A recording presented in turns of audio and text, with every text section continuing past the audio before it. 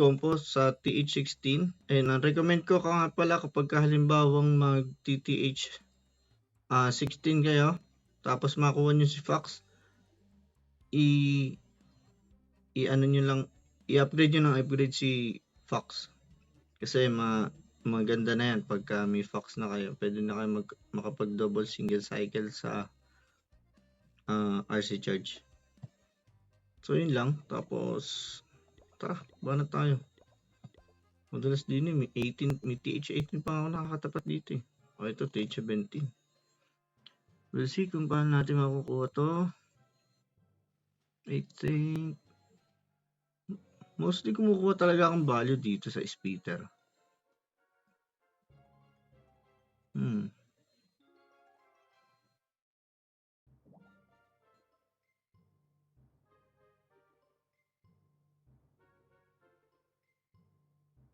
Tara, dito na lang.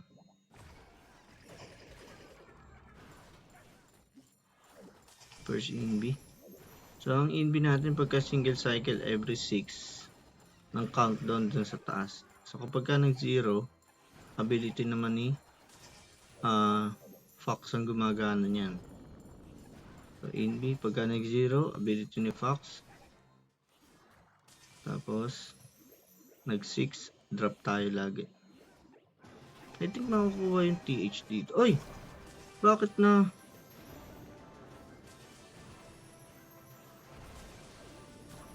Bakit na namatay si... Wait. Hindi pa nakuha. Goods lang yan. Tara, kuha na tayo. So, dito na tayo main troops natin. Si King, drop ko na dyan sa Gedli lang yan. Sayang, hindi pa natin nakuha yung TH. Kala ko kasi mahaba pa HP ni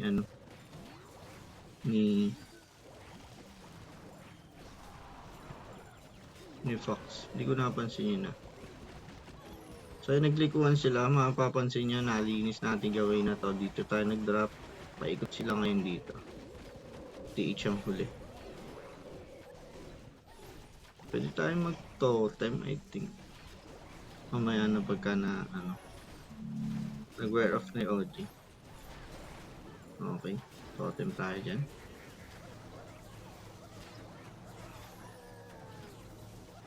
Tapos, pwede na tayong wala ganun pumapasok doon sa gitna.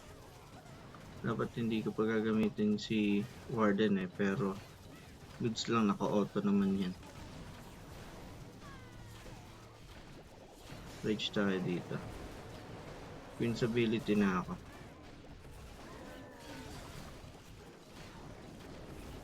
Ayan na.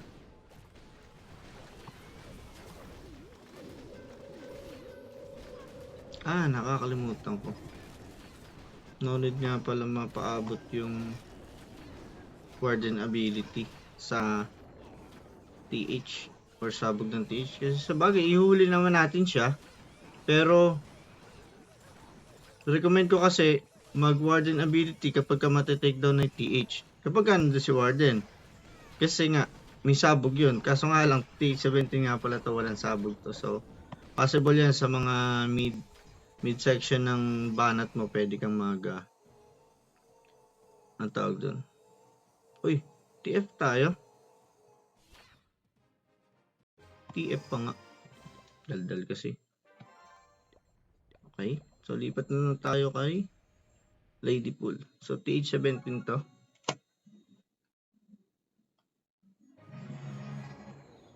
Yan, TH17 na rin si Ladypool. Konti na lang din yan. Hindi na ako nagsusupercharge dito Traps na lang din. Heroes is goods na rin. Si Minion Prince na lang nag-upgrade dyan. 61. Mahaba-haba. 90 yata yung 29 upgrades pa. Pero hindi naman tayo nagfo-focus kay Minion Prince dahil nga more on tayo. Ground attack. Ground strat. So, ito nga pala yung troop combo ko. Fireball Meteor Golem sa TH17. Pwede nyo ring copy yan. Yan, kung makita nyo. Ganyan pala. Yan naman yung CC. Let's go.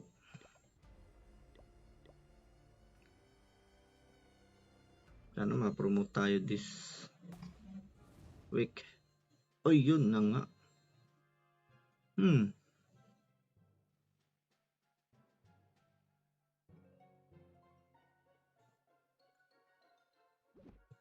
Laki ng range nung ano, no?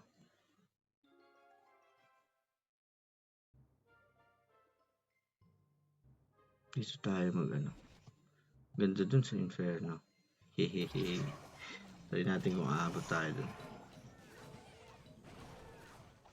1, 2, 3, 4. Pwede ah. 1. Ay, may lumabas na Tesla. Pero gagayak natin Ice Block. Ito na yung sinasabi ko sa Ice Block. So, Ice Block muna bago mag-Fireball. Gayak ko na. So, 1,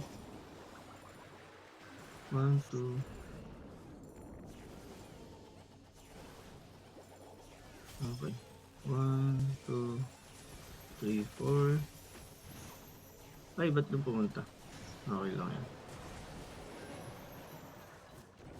Tapos, palinis mo natin. Pwede tayo mag-rage dyan. So, expert mode nga pala to, no? Pwede ko na hilahin yan.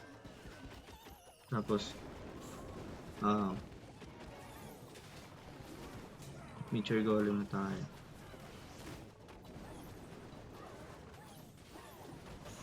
Headhunter pala. Pwede tayo mag-OG muna siguro. Dito.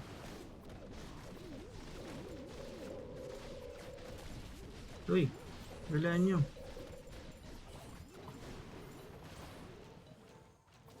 Naka-activate pa ulit yung ano na yun. Grabe naman.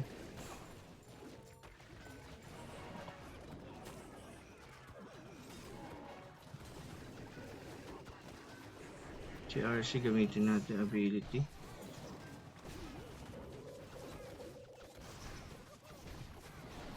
Si Queen gamitin ko na ability dahil down to 1 minute na tayo.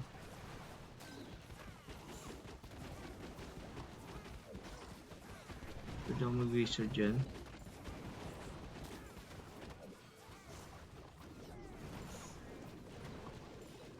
Okay, kuha naman na. Yung mga gusto mag-follow, meron tayong TikTok, YouTube, and Facebook. Clash for Plays lang mga follow. Next banat natin is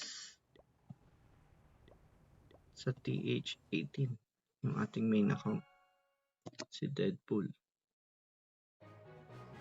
At ito na nga yung pinakamahirap. Sumablay tayong isa, no? Ito sablay na talaga. Ayun na nga. So, ang gamit yung strategy dito is RC Charge with Meteor Golems din. Ano mo natin kukunin to? Ewan ko. Ito, maraming base ngayon, mga toxic base. Kuha siguro tayo ng isang... Sige, kuha tayo isang speeder. Single cycle muna tayo.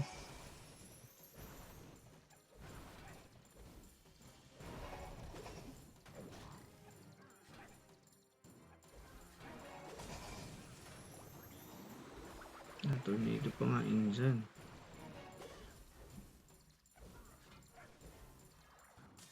Pwede tayo mag ability. At mamatay naman talaga si Fox dyan. Bahagyan na lang HP niya. Aray ko. Hindi.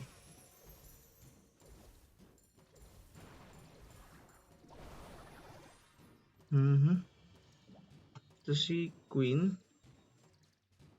Ability ko dyan. Tapos, lag launcher. Okay.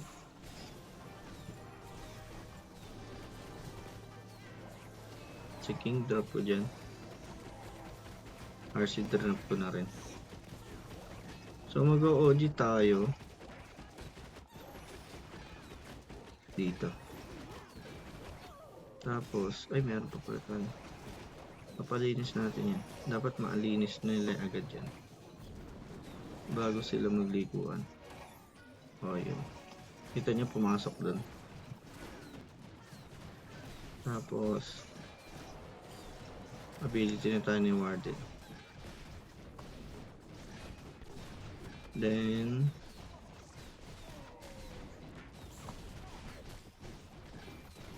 OG ulit tayo dyan. Ako, hindi pa naglabasan. Hindi pa pala na-take down yung ano. Hindi pa pala na-take down yung Invi Tower kanina, no? So, down to 1 minute. Wala na tayong pag-asa dito. Ganito kahirap sa Legend League, sa totoo lang. King's ability gamitin ko na. Sayang gitna, hindi pa nasira lahat. Pero sarap siguro niya kung naipa-fireball yung gitna yun. Pero ang daming nakakalat. Kasi tsaka hindi fireball dala natin. So, isang banat pa sa Legend League. Eh, sakto pala. Last banat na lang talaga. Let's go. Ayun na nga. Another toxic base.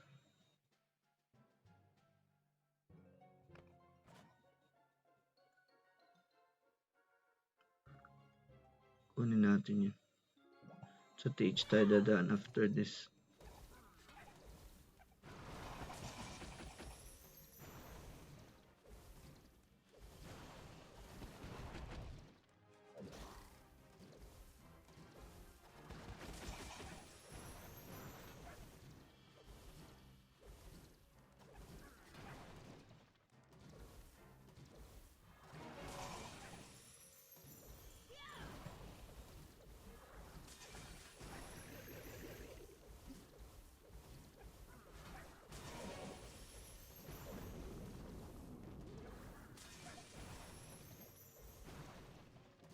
Up.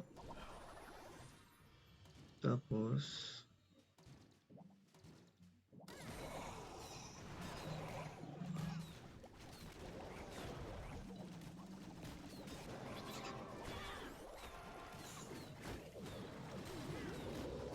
chicken.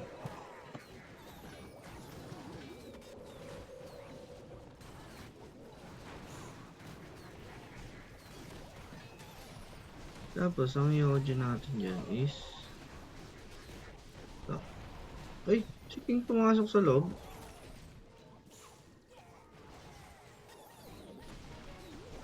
Angas mo ah.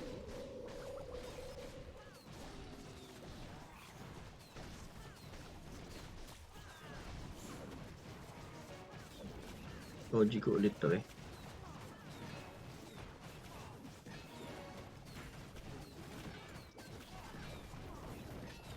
Warden ability, King's ability. So pagka-wear off Eternal Tome, saka tayo mag ay hindi na pala. Dito na lang natin iabang yung isang totem sa mono. Tuwa ba? Hindi, syempre. Baka makatrust daw tayo eh.